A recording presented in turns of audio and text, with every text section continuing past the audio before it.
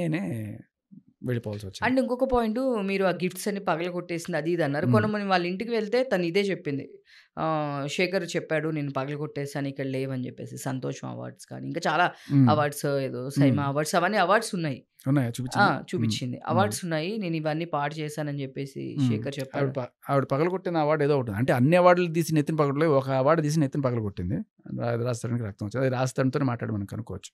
అది ఏ అవార్డు పోయిందో కూడా నేను కనుక్కొని చెప్తాను మీకు. అంతే. అట్లా చాలా టార్చర్ అనిపించున్నట్టు. పాపం. తన పర్సనల్ లైఫ్ ఇప్పుడు కూడా ప్రశాంతంగా ఐ థింక్ ఈజ్ ఫైన్.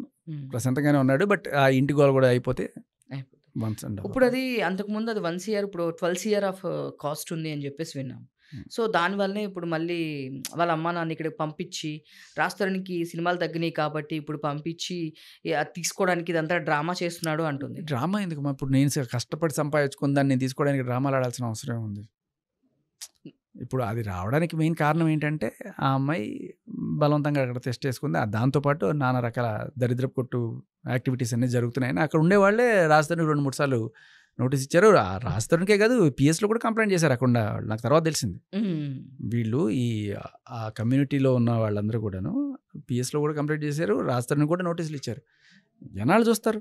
ఇంక తర్వాత ఆ ప్రాపర్టీని సీజ్ చేశారనుకోండి, అటు ఇటు కాకుండా అవుతుంది, తర్వాత లాక్కోవడం కష్టం అవుతుంది. సో అందుకని రాజధాని అట్టగో లాక్ అయిపోయాడు, వెళ్ళడానికి లేదు. ఎందుకంటే 493 కేసు ఉంది రాజధాని మీద ఈవిడ పెట్టింది.